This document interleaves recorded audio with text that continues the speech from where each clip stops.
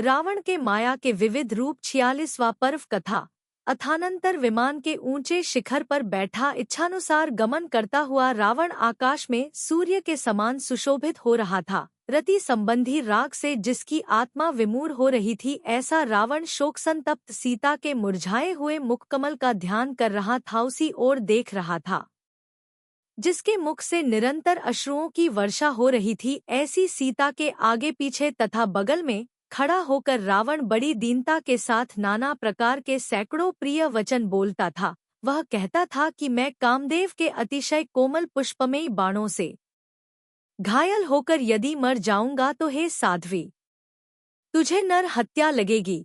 हे सुंदरी, तेरा यह मुखारविंद क्रोध सहित होने पर भी सुशोभित हो रहा है, सो ठीक ही है, क्योंकि जो सुंदर हैं उनमें सभी प्रकार से सुंदरता रहती है। हे देवी, प्रसन्न हो और इस दास के मुख पर एक बार चक्षु डालो। तुम्हारे चक्षु की कांतिरूपी जल से नहाने पर मेरा सब श्रम दूर हो जाएगा।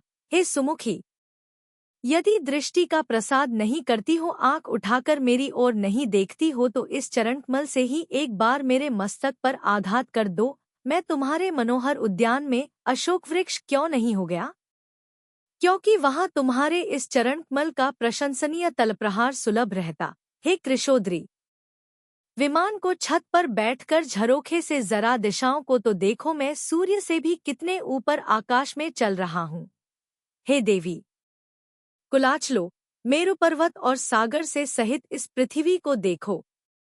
यह ऐसी जान पड़ती है मानो किसी कारीगर के द्वारा ही बनाई गई हो। इस प्रकार कहने पर पीठ देकर बैठी हुई सीता बीच में तृण रखकर निम्नांकित अप्रिय वचन बोली। उसने कहा कि हे नीच पुरुष, हट, मेरे अंग मत छू। तू इस प्रकार की यह निंदनीय वाणी क्यों बोल रहा है?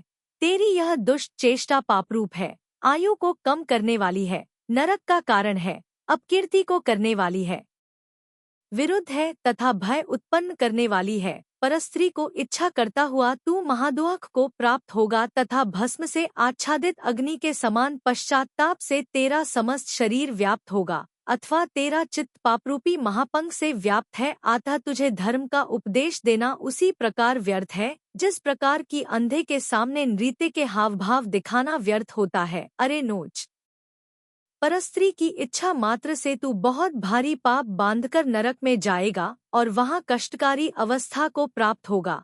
इस प्रकार यद्यपि सीता ने कठोर अक्षरों से भरी वाणी के द्वारा रावण का तिरस्कार किया, तो भी काम से आहत चित्त होने के कारण उसका प्रेम दूर नहीं हुआ। वहां खरदूषण का युद्ध समाप्त होने पर भी स्वामी रावण का दर्शन न होने से परम स्नेह के भरे शुक, हस्त, प्रहस्त आदि मंत्री परम उद्वेग को प्राप्त हो रहे थे। सो जब उन्होंने हिलती हुई पताका से सुशोभित प्रातःकालीन सूर्य के समान रावण का विमान आता देखा, तब वे हर्षित होकर उसके पास गए। उन्होंने दिव्य वस्तुओं की भेंट देकर सम्मान प्रदर्शित कर तथा अतिशय प्रिय वचन कहकर रावण की अगवानी की, तो भी भृत्यों की उन संपदाओं से सीता वशीभूत नहीं हुई। संसार में ऐसा कौन चतुर मनुष्य है जो अग्निशिखा का पान कर सके अथवा नागिन के सिर पर स्थित रत्नमयी शलाका का स्पर्श कर सके?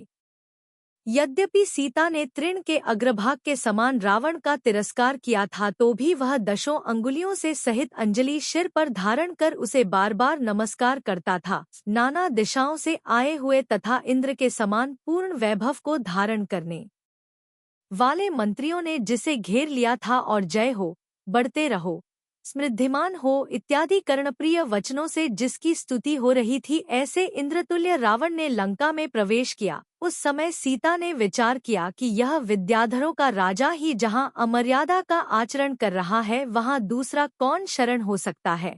फिर भी मेरा यह नियम है कि जब तक भर्ता का कुशल समाचार नहीं प्राप्त कर लेती हूँ, तब तक मेरे आहार कार्य का त्याग है।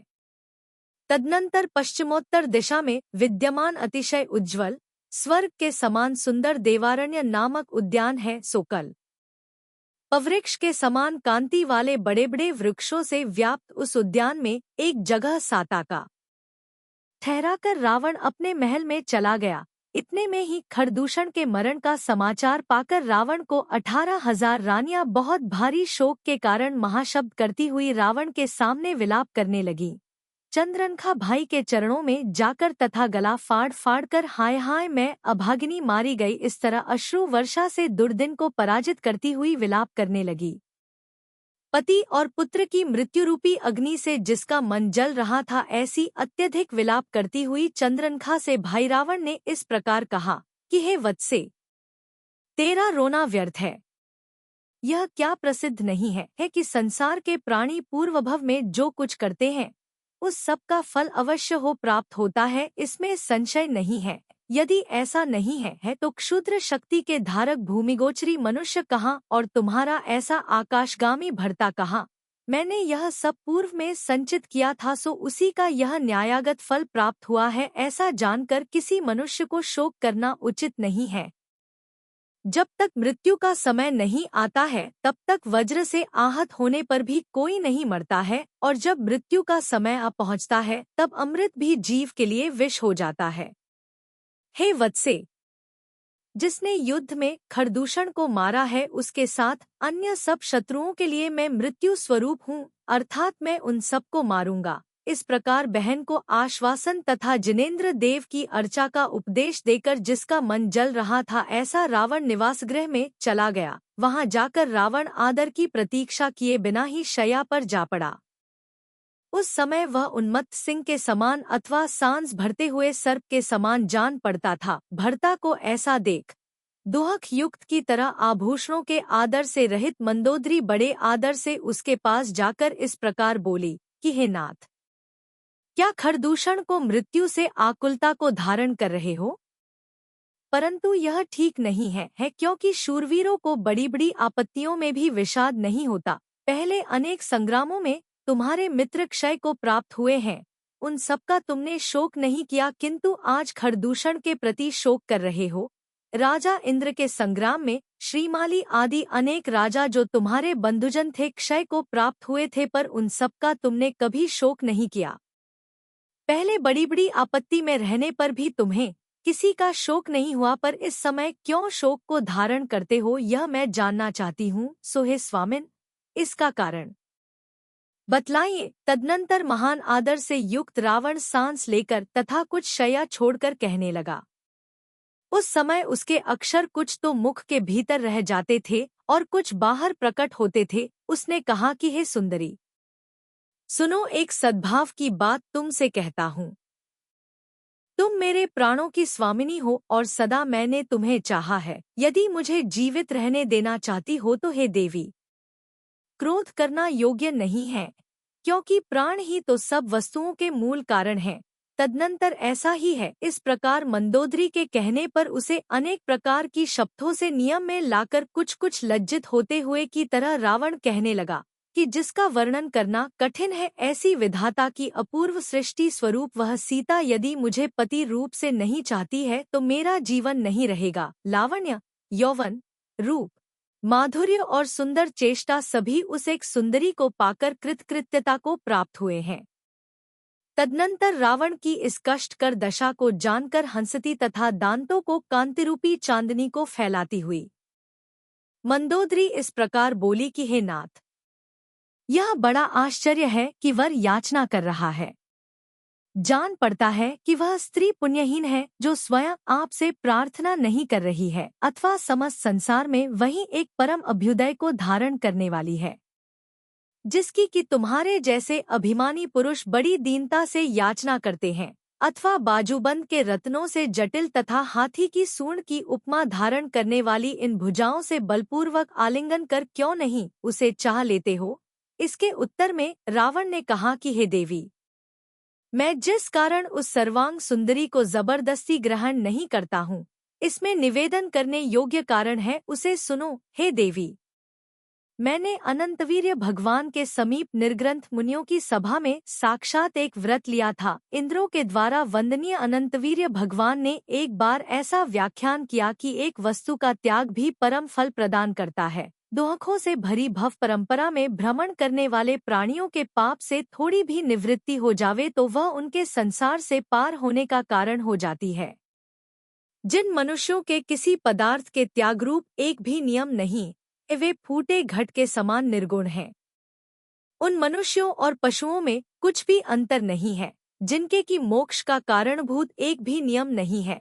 हे भव्य जीवो, शक्ति के अनुसार पाप छोड़ो और पुण्यरूपी धन का संचय करो, जिससे जन्मांध मनुष्यों के समान चिरकाल तक संसार में परिभ्रमण न करना पड़े। इस प्रकार भगवान के मुखकमल से निकले हुए वचनरूपी मकरंद को पीकर कितने ही मनुष्य निर्ग्रंथ अवस्था को प्राप्त हुए और हीन शक्ति को धारण करने वाले कितने ही लोग गृहस्थ धर्म को प्राप्त हुए। सो ठीक ही है, क्योंकि कर्मोदय के कारण सब एक समान क्रिया के धारक नहीं होते।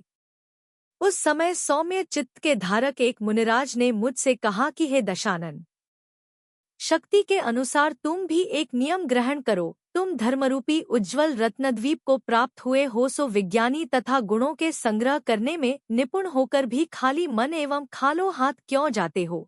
इस प्रकार कहने पर हे देवी, मैंने मुनिराज को प्रणाम कर सुरसुर तथा मुनियों के समक्ष इस तरह कहा कि जब तक मानवती परस्त्री मुझे स्वयं नहीं चाहेगी तब तक दो ही होने पर भी मैं बलपूर्वक उसका सेवन नहीं करूंगा। हे प्रिये, मैंने यह व्रत भी इस अभिमान से ही लिया था कि मुझे देखकर कौन पतिव्रता मान करेगी। इसलिए हे देवी, मैं उस मनोहरांगी को स्वयं नहीं ग्रहण करता हूँ, क्योंकि राजा एक बार ही कहते हैं, अन्यथा बहुत भारी बाधा आ पड़ती है। 68 अथ, जब तक मैं प्राण नहीं छोड़ता हूँ तब तक सीता को प्रसन्न करो, क्योंकि घर के भस्म हो जाने पर कूप खुदाने का श्रम व्यर्थ है। तदनंतर रावण को वैसा जान जिसे दया उत्पन्न हुई थी, ऐसी मंदोदरी बोली कि हे नाथ, यह तो बहुत छोटी बात है। तत्पश्चात कुछ मधुर विलासों को वशवर्तिनी कमललोचना मंदोदरी देवारण्य नामक उद्यान में गई। उसकी आज्ञा पाकर रावण को 18,000 मानवती स्त्रियां भी वैभव के साथ उसके पीछे चलीं। समस्त नैनीतियों के विज्ञान से जिसका मन अलंकृत था, ऐसी मंदोदरी ने क्रमक्रम से सीता के पास जाकर इस प्रकार कहा कि हे सुंदरी, हर्ष के स्थान में विषाद क्यों कर रही हो। वह स्त्री तीनों लोकों में धन्य है, जिसका कि रावण पति है, जो समस्त विद्याधरों का अधिपति है, जिसने इंद्र को पराजित कर दिया है, तथा जो तीनों लोकों में अद्वितीय सुंदर है। ऐसे रावण को तुम पति रूप से क्यों नहीं चाहती हो। तुम्हारा पति कोई निर्धन भूमिगोचरी मनुष्य है, सो उसके लिए इतना दुखी क्यों हो। सर्वलोक से श्रेष्ठ अपने आप को सुखी करना चाहिए। अपने लिए महासुख के साधनभूत कार्य के करने वाले को कोई दोष नहीं है, क्योंकि मनुष्य के सब प्रयत्न सुख के लिए ही होते हैं।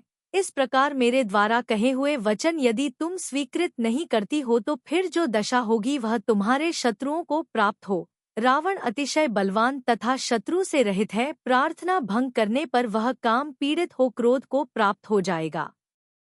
जो रामलक्ष्मण नामक कोई पुरुष तुझे इष्ट है, सो रावण के कुपित होने पर उन दोनों का भी संदेह ही है। इसलिए तुम शीघ्र ही विद्याधरों के अधिपति रावण को स्वीकृत करो और परम ऐश्वर्य को प्राप्त हो देवों संबंधी लीला को धारण करो। इस प्रकार कहने पर जिसके मुख से वाष्प भार के कारण गदगद वर्ण निकल रहे थे तथा जो अश्रुपूर्ण नेत्र धारण कर रही थी, ऐसी सीता बोली कि हे वनिते, तेरे ये सब वचन अत्यंत विरुद्ध है। पतिव्रता स्त्रियों के मुख से ऐसे वचन नहीं निकल सकते हैं। मेरे इस शरीर को तुम लोग चाहे छेद डालो, भेद डालो अथवा नष्ट कर दो, परंतु अपने भर्ता के सिवाय अन्य पुरुष को मन में भी नहीं ला सकती हूँ। यद्यपि मनुष्य सनतकुमार के समान रूप का धारक हो अथवा इंद्र के तुल्य हो, तो भी भर्ता के सिवाय अन्य पुरुष की मैं किसी तरह इच्छा नहीं कर सकती। मैं यहाँ आई हुई तुम सब स्त्रियों से संक्षेप में इतना ही कहती हूँ कि तुम लोग जो कह रही हो वह मैं नहीं करूँगी। तुम जो चाहो सो करो। इसी बीच में जिस प्रकार हाथी गंगा की धारा के पास पहुँचता है, उसी प्रकार काम के संताप से दुखी रावण स्वयं सीता के पास पहुँचा। 87 और पास में स्थित हो मुखरूपी चंद्रमा को कुछ कुछ हास्य से युक्त करता हुआ बड़े आदर के साथ अत्यंत दयनीय वाणी में बोला कि हे देवी, भय को प्राप्त मत हो। हे सुंदरी, मैं तुम्हारा भक्त हूँ, मेरी एक प्रार्थना सुनो, प्रसन्न हो और सावधान बनो। 88-89 बताओ कि मैं तीनों लोकों में वर्तमान किस वस्तु से हीन हूँ, जिससे तुम मुझे अपने योग्य उत्तम पति स्वीकृत नहीं करती हो। इतना कहकर रावण ने स्पर्श करने की चेष्टा प्रकट की। तब सीता ने हड़बड़ाकर कहा कि पापी हृदय, हट, मेरे अंगों का स्पर्श मत कर। इसके उत्तर में रावण ने कहा कि हे देवी, क्रोध तथा अभिमान छोड़ो, प्रसन्न हो और इंद्राणी के समान दिव्य भोगों की स्वामिनी बनो। सीता ने कहा कि कुशील मनुष्य की संपदाएं केवल मल हैं और सुशील मनुष्य की दरिद्रता भी आभूषण है। उत्तम कुल में उत्पन्न हुए मनुष्यों को शील की हानि कर दोनों लोकों के विरुद्ध कार्य करने से मरण को शरण में जाना ही अच्छा है। तू परस्त्री की आशा रखता है, अतः तेरा यह जीवन वृथा है। जो मनुष्य शील की रक्षा करता हुआ जीता है, वास्तव में वह जीता है। इस प्रकार तिरस्कार को प्राप्त हुआ रावण शीघ्र ही माया करने के लिए प्रवृत्त हुआ। सब देवियां भयभीत होकर भाग गईं और वहां का सब कुछ आकुलता से पूर्ण हो गया। इसी बीच में सूर्य किरण समूह के साथ साथ अस्ताचल की गुहा में प्रविष्ट हो गया, सो मानो रावण की माया के भय से ही प्रविष्ट हो गया था। 97 जो अत्यंत क्रोध से युक्त थे, जिनके गंडस्थल से मद चू रहा था तथा जो अत्यधिक गर्जना कर रहे थे, ऐसे हाथियों से डराए जाने पर भी सीता रावण की शरण में नहीं गई। जिनके दांत दाढ़ों से अत्यंत भयंकर दिखाई देते थे और जो दुहसह शब्द कर रहे थे, ऐसे व्याघ्रों के द्वारा डराए जाने पर सीता रावण की शरण में नहीं गई। जिनकी गर्दन के बाल हिल रहे थे तथा जिनके नखरूपी अंकुश अत्यंत तीक्ष्ण थे, ऐसे सिंहों के द्वारा डराए जाने पर भी सीता रावण की शरण में नहीं गई। जिनके नेत्र देदीप्यमान तिलकों के समान भयंकर थे तथा जिनकी जिह्वाएं लपलपा रही थी, ऐसे बड़े बड़े सांपों के द्वारा डराए जाने पर भी सीता रावण की शरण में नहीं गयो। जिनके मुख खुले हुए थे, जो बार बार ऊपर की ओर उड़ान भरते थे तथा नीचे की ओर गिरते थे, ऐसे वानरों के द्वारा डराए जाने पर भी सीता रावण की शरण में नहीं गई। जो अंधकार के पिंड के समान काले थे, ऊंचे थे तथा हुंकार कर रहे थे, ऐसे वेतालों के द्वारा डराए जाने पर भी सीता रावण के शरण में नहीं गई। इस प्रकार क्षण क्षण में किए जाने वाले नाना प्रकार के भयंकर उपसर्गों के द्वारा डराए जाने पर सीता रावण की शरण में नहीं गई। 104 तदनंतर भय से ही मानो रात्रि व्यतीत ही गई और जिन मंदिरों में शंखभेरी आदि का शब्द होने लगा, प्रभात होते ही बड़े बड़े महलों के द्वार संबंधी किवाड़ खुल गए, सो उनसे वे ऐसे जान पड़ते थे मानो निद्रारहित नेत्र ही उन्होंने खोले हों। संध्या से रंगी हुई पूर्व दिशा अत्यंत सुशोभित हो रही थी और उससे ऐसी जान पड़ती थी मानो आने वाले सूर्य की अगवानी के लिए कुमकुम के पंख से ही लिप्त की गई हो। रात्रि संबंधी अंधकार को नष्ट कर तथा चंद्रमा को निष्प्रभ बनाकर सूर्य उदित हुआ और कमलों को विकसित करने लगा। तदनंतर जिसमें पक्षी उड़ रहे थे, ऐसे प्रातःकाल की निर्मलता को प्राप्त होने पर विभीषण आदि प्रिय बांधव रावण के समीप पहुँचे। खरदूषण के शोक से जिसके मुख चुपचाप नीचे की ओर झुक रहे थे तथा जिनके नेत्र अश्रुओं से युक्त थे, ऐसे वे सब यथायोग्य भूमि पर बैठ गए। उसी समय विभीषण ने पट के भीतर स्थित शोक के भार से रोती हुई स्त्री का हृदय विदारक शब्द सुना। सुनकर व्याकुल होते हुए विभीषण ने कहा कि यह यहाँ कौन अपूर्व स्त्री करुण शब्द कर रही है, ऐसा जान पड़ता है मानो यह पति के साथ वियोग को प्राप्त हुई है। इसका यह शब्द दुहक के भार को धारण करने वाले शरीर के शोकोत्पन्न उत्कट कंपन को सचित कर रहा है। इस प्रकार विभीषण के उक्त शब्द सुनकर सीता और भी अधिक रोने लगी। सो ठीक ही है, क्योंकि सज्जन के आगे शोक बढ़ता है। उसने अश्रुपूर्ण मुख से टूटे फूटे अक्षर प्रकट करते हुए कहा कि हे देव, यहाँ मेरा बंधु तू कौन है जो इस प्रकार स्नेह के साथ पूछ रहा है? मैं राजा जनक की पुत्री, भामंडल की बहन, राम की पत्नी और दशरथ की पुत्रवधू सीता हूँ। मेरा भर्ता कुशल वार्ता लेने के लिए जब तक भाई के युद्ध में गया था, तब तक छिद्र देख इस दुष्ट हृदय ने मेरा हरण किया है। मुझसे बिछुड़े राम जब तक प्राण नहीं छोड़ देते हैं, हे भाई, तब तक मुझे शीघ्र ही ले जाकर उन्हें सौंप दें। इस प्रकार सीता के शब्द सुनकर विभीषण का चित्त कुपित हो उठा। तदनंतर विनय को धारण करने वाले गुरुजन स्नेही विभीषण ने भाई से कहा कि हे भाई, आशीविश सर्प की विषरूपी अग्नि के समान सब प्रकार से भय उत्पन्न करने वाली यह परनारी तू मोहवश कहाँ से ले आया है? हे स्वामिन, यद्यपि मैं बालबुद्धि हूँ, तो भी मेरी प्रार्थना श्रवण कीजिए। वचन के विषय में आपने मुझ पर प्रसन्नता की है, अर्थात मुझे वचन कहने की स्वतंत्रता दी है। हे मर्यादा के जानने में निपुण, यह दिशाओं का समूह आपकी कीर्तिरूपी लताओं के जाल से व्याप्त हो रहा है, सो इसे अपयशरूपी दावानल जला न दे। आतः प्रसन्न होइए। यह परस्त्री की अभिलाषा अनुचित है, अत्यंत भयंकर है, लज्जा उत्पन्न करने वाली है, घृणित है और दोनों लोकों को नष्ट करने वाली है। सर्वत्र सज्जनों से यह धिक् शब्द प्राप्त होता है, वही सहृदय मनुष्यों के हृदय के विदारण करने में समर्थ है, अर्थात लोक निंदा विचारवान मनुष्यों के हृदय को भेदन करने वाली है। आप तो मर्यादा को जानने वाले विद्याधरों के अधिपति हैं, फिर इस जलते हुए उल्मुख को अपने हृदय पर क्यों रख रहे हो? जो पाप बुद्धि मनुष्य परस्त्रियों का सेवन करता है, वह विनय से उस तरह नरक में प्रवेश करता है जिस तरह की लो का पिंड जल में प्रवेश करता है। यह सुनकर रावण ने कहा कि हे भाई, पृथ्वीतल पर वह कौन पदार्थ है जिसका मैं स्वामी न हूँ? अतः मेरे लिए यह परकीय वस्तु कैसे हुई? इस प्रकार कहकर उस भिन्न हृदय ने विकथाएं करना प्रारंभ कर दिया। तदनंतर अवसर पाकर महानीतिज्ञ मारीच बोला कि हे दशानन, लोक का सब वृत्तांत जानते हुए भी तुमने ऐसा कार्य क्यों किया? यथार्थ में यह मोह की ही चेष्टा है। बुद्धिमान मनुष्य को सब तरह से प्रातःकाल उठकर विवेकपूर्वक अपने हिताहित का विचार करना चाहिए। इस प्रकार महाबुद्धिमान मारीच जब निरपेक्ष भाव से यह सब कह रहा था, तब बीच में ही सभा के क्षोभ को करता हुआ रावण उठकर खड़ा हो गया। तदनंतर बड़ी बड़ी रिद्धियों और अश्वारूढ़ सामंतों से घिरा हुआ रावण त्रिलोकमंडन नामक हाथी पर सवार हो गया।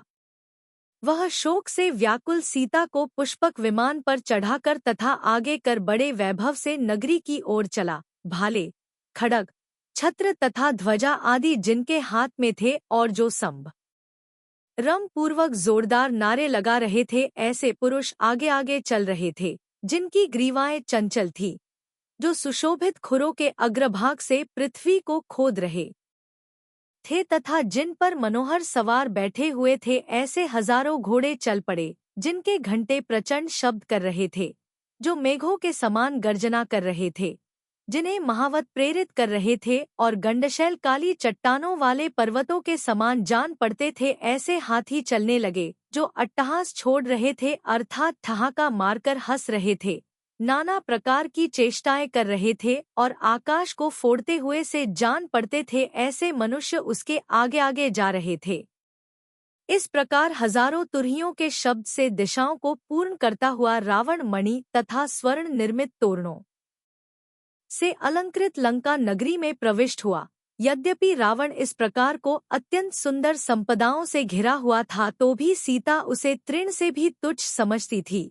स्वभाव से ही निर्मल सीता के मन को रावण उस तरह लोभ प्राप्त कराने के लिए समर्थ नहीं हो सका, जिस प्रकार को पानी कमल को लेप प्राप्त कराने के लिए समर्थ नहीं होता है। अथानंतर जिसमें सब ओर से फूल फूल रहे थे, जो नाना प्रकार के वृक्ष और लताओं से युक्त था तथा जो नंदन वन के समान सुंदर था, ऐसे प्रमद नामक वन में सीता ले जाई गई। फूलों के पर्वत के ऊपर स्थिति तथा दृष्टि को बांधने वाले जिस प्रमदवन को देखकर देवों के मन में भी अत्यधिक उन्माद उत्पन्न हो जाता है, अत्यंत लंबे लंबे 7 उद्यानों से घिरा हुआ वह पर्वत ऐसा सुशोभित हो रहा था मानो भद्रशाल आदि वनों से घिरा अतिशय उज्ज्वल सुमेरु पर्वत ही हो। गौतम स्वामी कहते हैं कि हे राजन, अनेक आश्चर्यों से भरे हुए उसके एक देशरूप जो सघन वन है, हम उनके नाम कहते हैं।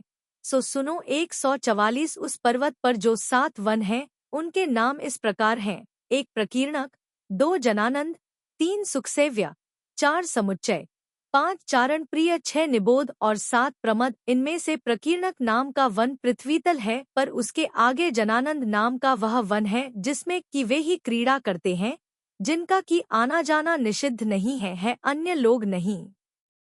उसके ऊपर चलकर तीसरा सुखसेव्य नाम का वन है, जो कोमल वृक्षों से व्याप्त है, मेघ समूह के समान है तथा नदियों और वापिकाओं से मनोहर है।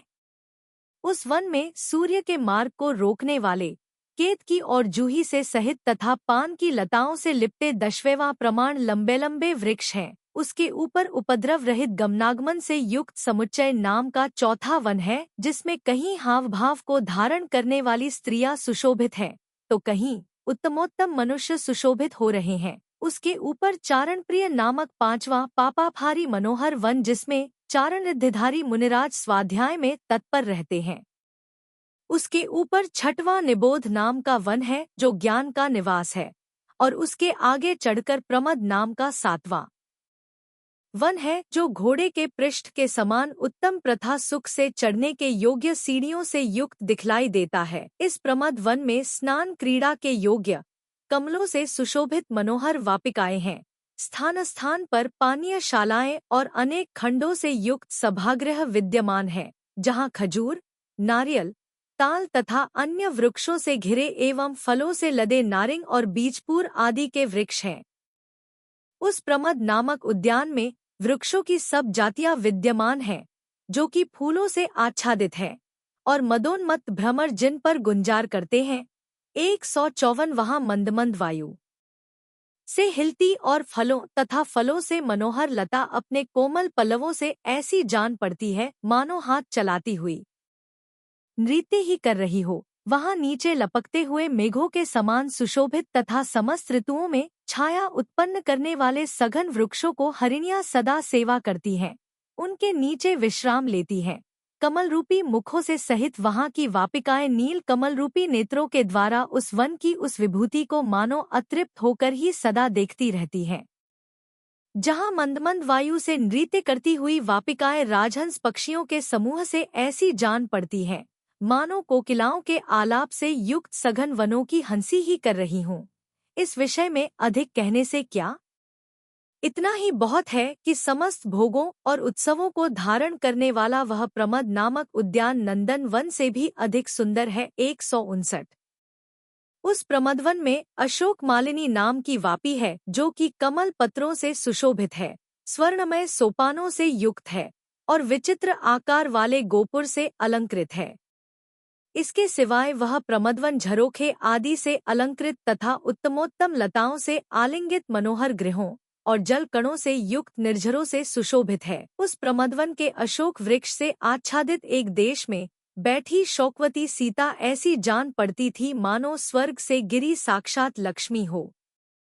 वहां रावण की आज्ञानुसार वस्त्र, गंध तथा अलंकारों को हाथों में धारण करने वाली स्त्रियां निरंतर सीता को प्रसन्न करने की चेष्टा करती थी, किंतु नृत्य सहित दिव्य संगीतों, अमृत के समान मनोहर वचनों और देवतुल्य संपदा के द्वारा सीता अनुकूल नहीं की जा सकी। इतने पर भी कामरूपी दावानल की प्रचंड ज्वालाओं से व्याकुल हुआ रागी रावण एक के बाद एक दूती भेजता रहता था। वह कहता था कि हे दूती, जाओ और सीता से कहो कि अब अनुराग से भरे रावण की उपेक्षा करना उचित नहीं है, आता प्रसन्न हो। दूती सीता के पास जाती और वापस आकर तेजरहित रावण से कहती कि हे देव, वह तो आहार छोड़कर बैठी है, तुम्हें किस प्रकार स्वीकृत करे। वह चुपचाप बैठी है, न कुछ बोलती है, न शरीर से कुछ चेष्टा करती है और न महाशोक से युक्त होने के कारण हम लोगों पर दृष्टि ही डालती है। अमृत से भी अधिक स्वादिष्ट,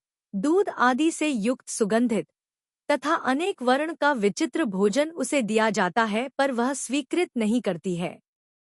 दूती की बात सुनकर जो सब ओर से कामरूपी प्रचंड अग्नि की ज्वालाओं से व्याप्त था तथा दुहखरूपी सागर में निमग्न था, ऐसा रावण अत्यधिक दुहखी होता हुआ पुनः चिंता में पड़ जाता था। वह कभी लंबी तथा गरम श्वासोच्छ्वास की वायु को छोड़ता हुआ शोक करता था, तो कभी मुख सूख जाने से अस्पष्ट अक्षरों द्वारा कुछ गाने लगता था। वह कामरूपी तुषार से जले हुए मुखकमल को बार बार हिलाता था और कभी क्षण भर के लिए निश्चल बैठकर तथा कुछ सोचकर हंसने लगता था। वह रत्नखचित फर्श पर लौटता और महादाह से युक्त समस्त अवयवों को बार बार फैलाता था, फिर उठकर खड़ा हो जाता, कभी शून्य हृदय हो अपने आसन पर जा बैठता, कभी बाहर निकलता और किसी मनुष्य को देखकर फिर लौट जाता। जिस प्रकार हाथी सब दिशाओं में जाने वाली सूंड से किसी का आस्फालन करता है, उसी प्रकार रावण भी निःशंक हो सब दिशाओं में घूमने वाले अपने हाथ से कंपित करता हुआ फर्श को आस्फालन करता था, अर्थात फर्श पर घुमा घुमा कर हाथ पटकता था और उससे फर्श को कंपित करता था। वह मन में आई हुई सीता का स्मरण करता हुआ अपने पुरुषार्थ तथा निरपेक्ष भाग्य को उलाहना देने के लिए प्रवृत्त होता था और उस समय उसके नेत्रों से अश्रु निकलने लगते थे। वह किसी को बुलाता था और समीपवर्ती लोग जब हुकार देते थे तब चुप रह जाता था। तदनंतर बार बार क्या है, क्या है, इस प्रकार बिना किसी लक्ष्य के बकता रहता था। वह कभी मुख को ऊपर कर सीता सीता इस प्रकार बार बार चिल्लाता था और कभी मुख नीचा कर नख से पृथ्वी को खोदता हुआ चुप बैठा रहता था। वह कभी हाथ से वक्षस्थल को साफ करता था, कभी भुजाओं के अग्रभाग को देखता, कभी हुंकार छोड़ता, कभी बिस्तर पर जा लेटता था, कभी हृदय पर कमल रखता, कभी उसे दूर फेंक देता, कभी बार बार श्रृंगार का पाठ करता, श्रृंगार भरे शब्दों का उच्चारण करता और कभी आकाश की ओर देखने लगता था, कभी हाथ से हाथ का स्पर्श कर पैर से पृथ्वी को ताड़ित करता था, कभी श्वासोच्छ वासरूपी अग्नि से काले पड़े हुए अधरोष्ठ को खींचकर देखता था, कभी कह कह शब्द करता था, कभी केशों को खोलकर फैलाता था, कभी किसी पर क्रोध से दुहसा दृष्टि छोड़ता था, कभी जिमुहाई लेते समय वक्षस्थल को फुलाकर आगे को उभार लेता था, कभी नेत्रों को आंसुओं से आच्छादित करता था, कभी भुजाओं का तोरण ऊपर उठा अंगुलियां चटकाता हुआ उसे तोड़ता था, कभी हृदय को ओर दृष्टि डालकर वस्त्र के अंचल से हवा करता था, कभी फूलों से रूप बनाता और फिर उसे शीघ्र ही नष्ट कर देता था, कभी आदर के साथ सीता का चित्र बनाता और फिर उसे आंसुओं से गीला करता था, कभी दीनता के साथ हाहाकार करता और कभी न मां शब्दों का उच्चारण करता था। इस प्रकार कामरूपी ग्रह से पीड़ित रावण अनेक प्रकार की चेष्टाएं करता तथा करुणापूर्ण वार्तालाप करता था। सो ठीक ही है, क्योंकि काम की चेष्टा विचित्र होती है, जिसमें वासनारूपी महाधम उठ रहा था तथा आशा जिसमें ईंधन बन रही थी, ऐसा उसका शरीर कामाग्नि से दीप्त हो हृदय के साथ जल रहा था। वह कभी विचार करता कि हाय, मैं किस अवस्था को प्राप्त हो गया जिससे अपने इस शरीर को भी धारण करने के लिए समर्थ नहीं रहा। मैंने दुर्गम समुद्र के बीच में रहने वाले हजारों बड़े बड़े विद्याधर युद्ध में जीते हैं, पर इस समय यह क्या हो रहा है जिसका लोकपाल रूपी परिकर समस्त संसार प्रसिद्ध था। ऐसे राजा इंद्र को भी मैंने पहले बंदीगृह में डाल रखा था तथा अनेक युद्धों में जिसने राजाओं के समूह को पराजित किया था, ऐसा मैं इस समय मोह के द्वारा भस्मीभूत हो रहा है। गौतम कहते हैं कि हे राजन, यह तथा अन्य वस्तुओं का चिंतन करता हुआ रावण कामरूपी आचार्य के वशीभूत हो रहा था। सो यह रहने दो, अब दूसरी बात सुनो। अथानंतर आकुलता से भरा तथा बड़ी बड़ी मंत्रणा करने में निपुण विभीषण मंत्रियों के साथ बैठकर इस प्रकार निरूपण करने के लिए तत्पर हुआ। यथार्थ में समस्त शास्त्रों के ज्ञान जल से धुलकर जिसका मन अत्यंत निर्मल हो गया था तथा जो सब प्रकार के श्रम को सहन करने वाला था, ऐसा विभीषण ही रावण के राष्ट्र का भार धारण करने वाला था। विभीषण के समान रावण का हित करने वाला दूसरा मनुष्य नहीं था। वह उसके करने योग्य समस्त कार्यों में सर्व प्रकार का उपयोग लगाकर सदा जागरूक रहता था। विभीषण ने मंत्रियों से कहा कि अहो वृद्धजनों, राजा की ऐसी चेष्टा होने पर अब हम लोगों का क्या कर्तव्य है, सो कहो। विभीषण का कथन सुनकर संभिन्नमति बोला कि इससे अधिक और क्या कहें कि सब कार्य अकार्यता को प्राप्त हो गया है, अर्थात सब कार्य गड़बड़ हो गया है। स्वामी दशानन की दक्षिण भुजा के समान जो खरदूषण था वह दैवयोग से सहसा नष्ट हो गया। वह विराधित नाम का विद्याधर जो कि किसी के लिए कुछ भी नहीं था, वह आज श्रृंगाल्पना छोड़कर सिंहपने को प्राप्त हुआ है। पुण्य कर्म के उदय से प्राप्त हुई इसकी इस भव्यता को तो देखो कि उत्तम चेष्टाओं को धारण करने वाला यह युद्ध में लक्ष्मण की मित्रता को प्राप्त हो गया।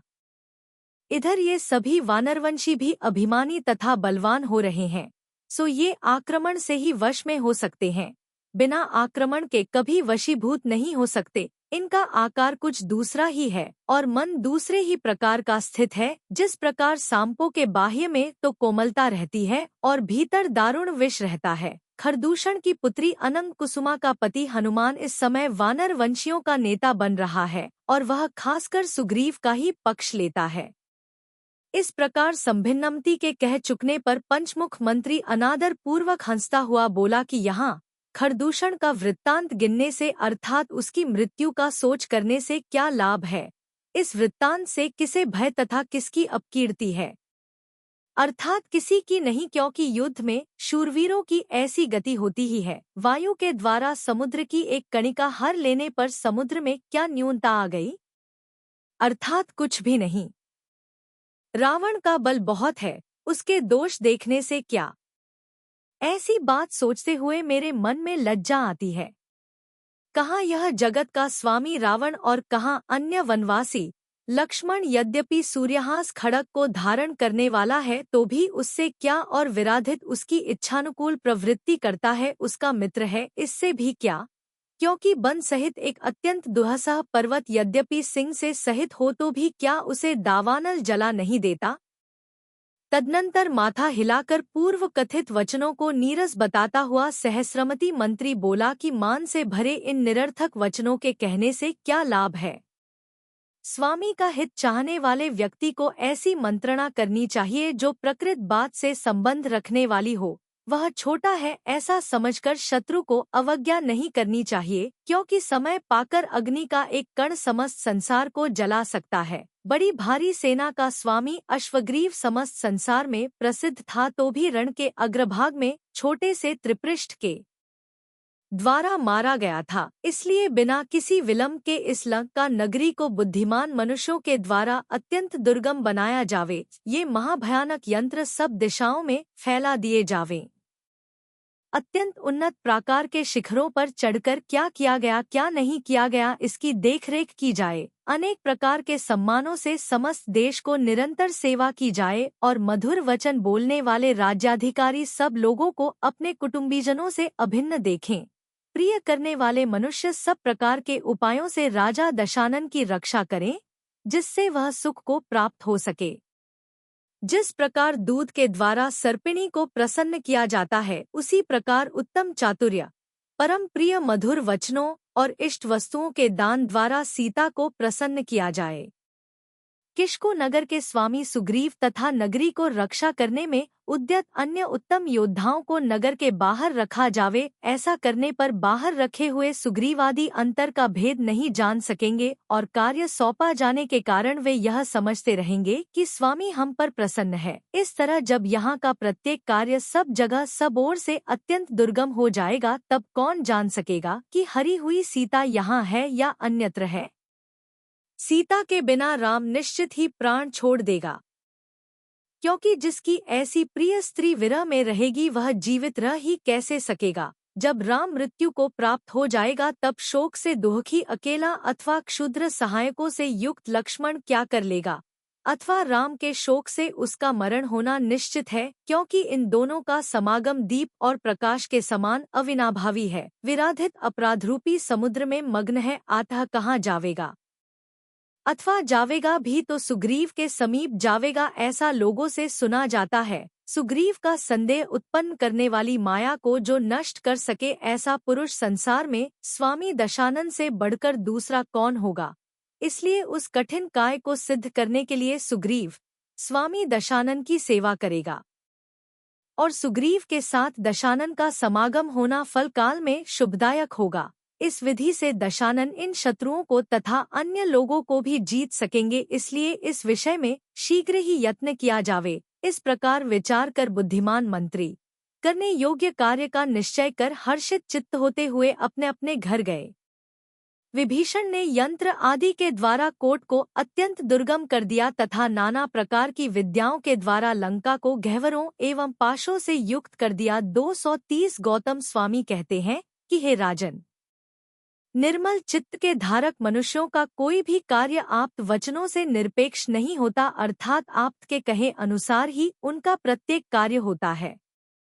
आप्त भगवान ने मनुष्यों के लिए जो कार्य बतलाए हैं वे पुरुषार्थ के बिना सफल नहीं होते और पुरुषार्थ देव के बिना इष्ट सिद्धि का कारण नहीं होता। इसलिए हे भव्य जीवो, सो सबका कारण है, उसके प्रसन्न करने में प्रयत्न करो हे राजन। जब तक मनुष्यों के कर्म का उदय विद्यमान रहता है तब तक नाना प्रकार के कुशल वचन उनके चित्त में प्रवेश नहीं करते हैं, इसलिए अपनी योग्य स्थिति के अनुसार प्रशस्त पुण्यकर्म करना चाहिए, जिससे कि फिर शोकरूपी कष्टदायी सूर्य संताप उत्पन्न न कर सके। 232 इस प्रकार आर्ष नाम से प्रसिद्ध रविशेणाचार्य कथित पद्मचरित में रावण के माया के विविध रूपों का वर्णन करने वाला 46वां पर्व समाप्त हुआ।